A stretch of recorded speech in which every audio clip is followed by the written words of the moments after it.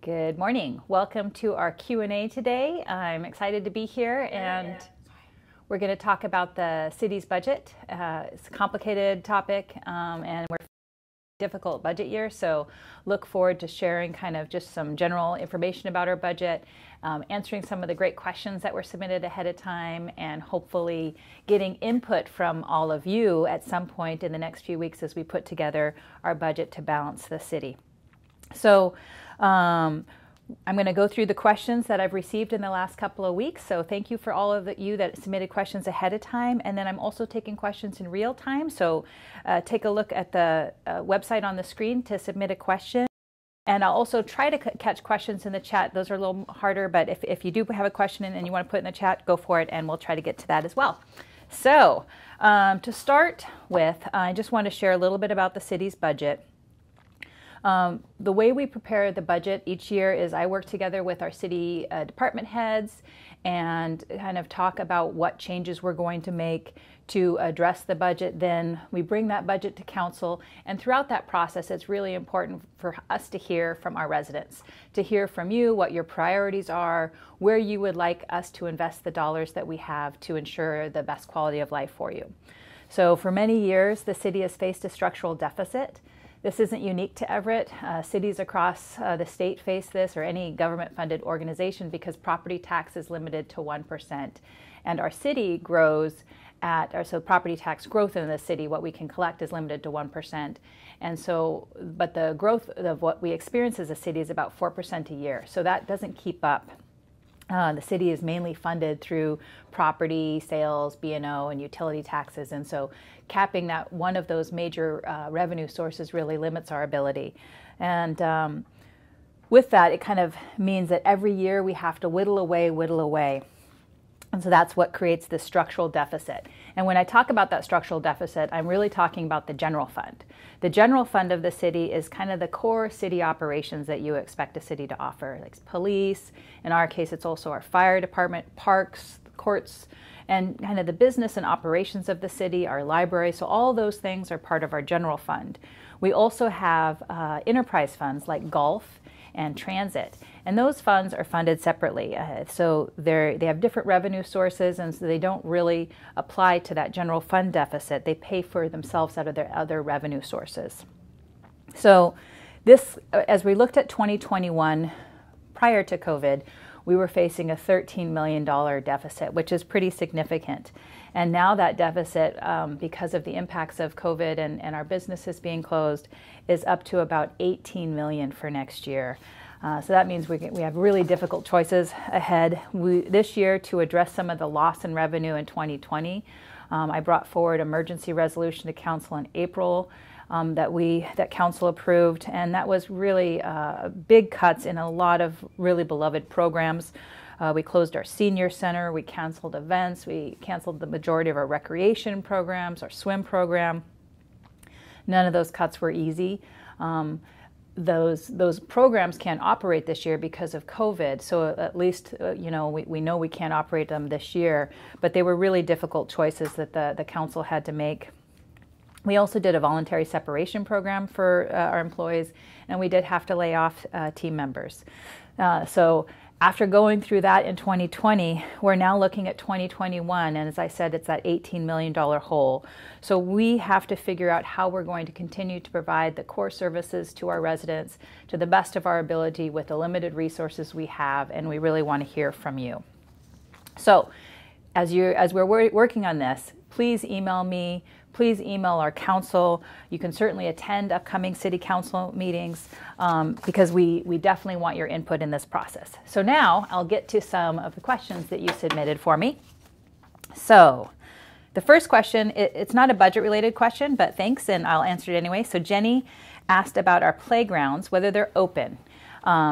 And playgrounds in Everett Parks are actually not open right now. We're in phase 2, and we're kind of barely in phase 2 because our cases are still really high. And so playgrounds are supposed to be closed. I know we've taped them off and restrooms are closed, but sometimes folks remove that tape or whatever. If you are in our parks, we encourage you to take a walk, but to not linger in the parks, and please don't use the playground equipment until we're seeing the cases lower and we're in the next phase of opening. Jenny also asked about Grand Avenue Park Bridge, when it's going to open. We're really close, so I'm so excited. The team has done an amazing job, and I just got an update this week, and it's just beautiful. So we're just waiting for the final inspections from the Department of Labor and Industries. We can't open the bridge officially until it passes all those inspections, but look forward to opening it hopefully at the end of this month, but at the very latest, the early next month. So look forward to that. So the next question we have is from Madison, and she asked, how does Everett's budget allocation compare to other similarly sized cities? It's a great question.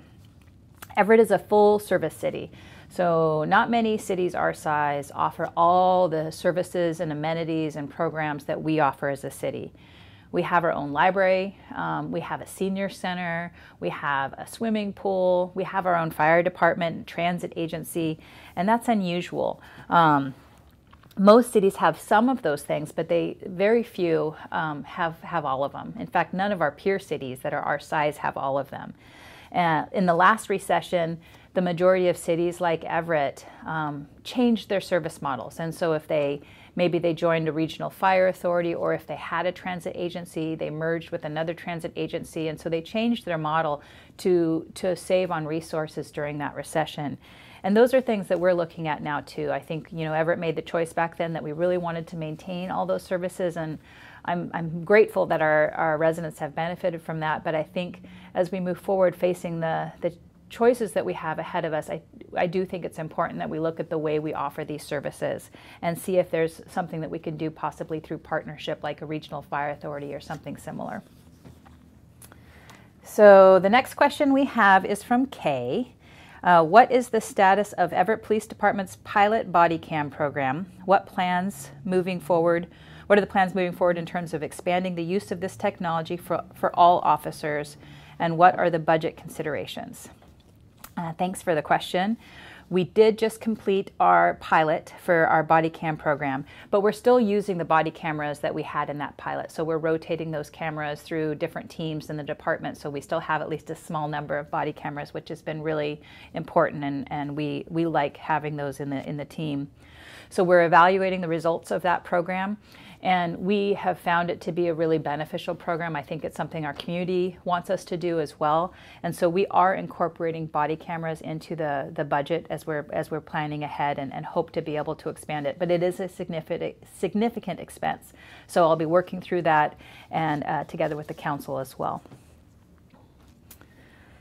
So I got a couple questions from Linda. First is, funding for the Forest Park Swim Center is a pretty large expense. Is this something cities of our size typically fund? So yeah, I think there are a lot of cities that have pools like Everett does, but as I said before, a lot of cities don't have all the things all the things that we offer. And so our pool is a significant expense. I think it's about $500,000 of expense to the city, even though we do get revenue when people come and visit the pool. We're looking for partnerships and ways that we can continue to offer this. But our pool is a really important asset. As I've been thinking about the pool, I think Forest Park is one of those places where so many of our children in our city learn to swim. And that is such a public safety concern. We really want kids to be safe and learn those, and grateful to have a pool all this time. So it'll be a tough choice that we're looking at this year and into the future. So Linda's second question, are there alternative funding options that will allow us to keep some of the great things that enhance our life in Everett, such as the senior center and city-sponsored events? Absolutely. So that, as I said kind of at the beginning, partnerships. And just last night at City Council, the council approved us going out with a request for proposals where we're seeking public-private partnerships to help look at opportunities where we could find a great partner to work with us to provide some of these programs that we're having a harder and harder time affording.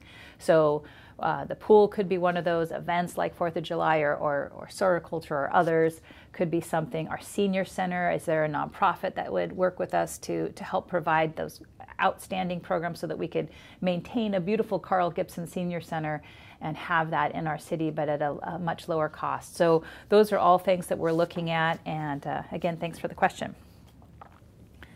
So Mac asked a question. He'd like to know why, when the city faces such a big budget deficit and loss of revenue, why are we still looking to hire more police officers who will make nearly $100,000 per year before overtime?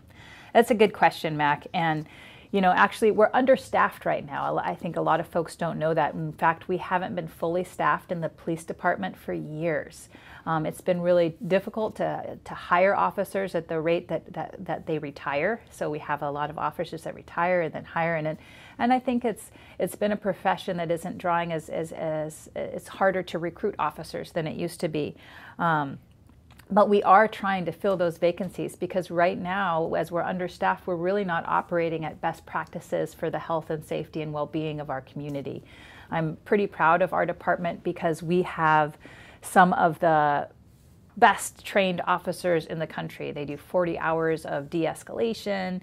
They do anti-bias training, and they really focus on so many great kind of community policing programs where we're really working and engaging directly with our residents. And I think that makes a healthy relationship between the residents and the police department and a healthy and safe community. So we are still hiring officers right now. So here's a question from Isabel, and she writes, I love that you are hosting these events. Thank you. My question was, what's the city's of Everett's role in funding schools? So thanks, Isabel. I'm glad you like these Q&A events. I do too, although I wish I could be with people live and in person. But the city doesn't fund schools. Schools are a separately funded part of our government. Schools, they're supported by a combination of revenue from local property taxes, state funds, and federal funds. But schools are such an important part of our community, and the health and well-being of our schools matters greatly to me as mayor. So I work in close partnership with the superintendents of both Everett and Mukilteo school districts who serve residents in Everett. And we meet via phone, obviously, right now, and talk about pertinent things. And we certainly collaborate on a number of projects. And so I think this is the last of the questions we received in advance. It's a question from Josh, who asked, what steps what steps are the city taking? Is the city taking to ease the tax burden on property owners in the light of COVID-19 causing job and income loss? And what steps to prevent an increase in homelessness from lack of income? That is a great question. I am incredibly worried about our families that are losing income, our businesses. I see Heidi joined and is watching, and she is one of our small business owners here in Everett, and I know she struggled as so many others. I would love to be able to do more and more for our residents and our businesses to help people keep their jobs, stay in their homes. I first want to clarify, the city doesn't collect all the property taxes that come out of your tax bill every year.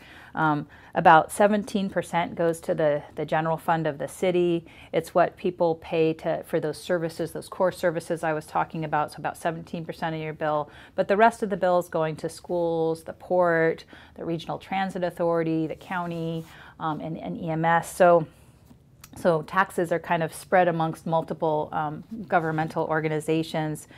But what the city is doing, initially we issued an eviction moratorium, and the governor did as well. So the governor's now eviction moratorium is hopefully helping many of our residents.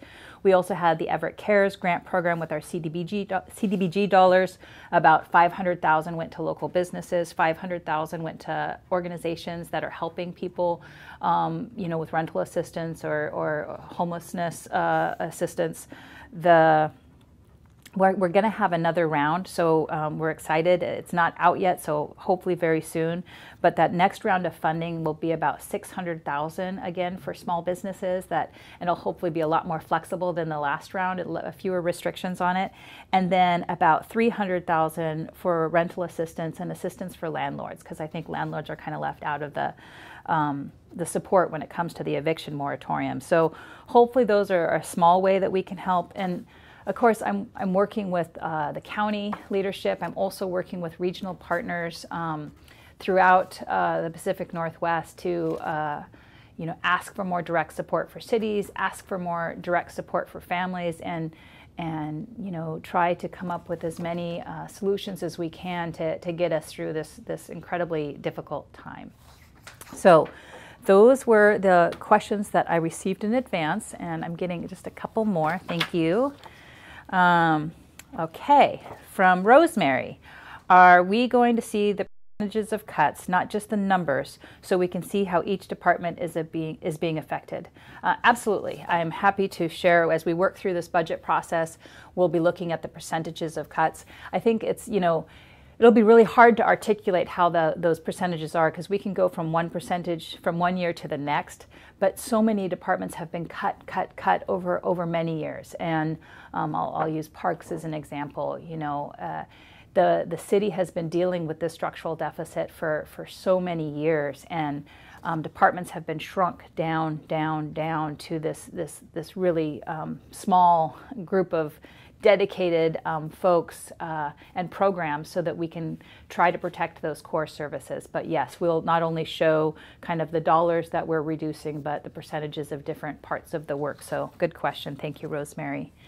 And I don't know who asked this, but is the city going to hire a mental health professional to respond to calls for assistance instead of sending out armed police? That is a great question. And actually, we do have mental health professionals responding in many circumstances. We have embedded social workers in our police department. So the team is called our COET team. It's our Community Outreach and Enforcement team. And so we have 2 embedded social workers that work side by side with police. And so if our department gets called out on a 911 call and it's determined that they actually need services, then our COET team can go out, or sometimes they can go out initially depending on staffing, and help support those folks. And I just gave a report last night at council of how that team had worked with some folks that were living outside and gotten some folks into the diversion program and into treatment, and that is exactly what needs to happen. And so it is, I think the city was good in recognizing that years ago and started this embedded social worker program, which is a great way to help people in the community. And I think that is the last of the questions I've received. So thank you to everyone who has been watching. I appreciate it. It's good to see all of you, and I appreciate the questions ahead of time and the questions in real time.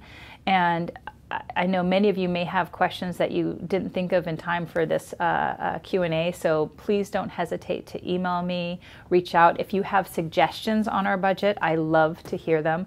I wish we had enough resources to do everything we want to do, so I'd love to hear your recommendations on your priorities. What is most important for your quality of life here as one of our residents and businesses in the city, because that is what we want to protect and be able to provide as a city. So thank you so much, and look forward to next time.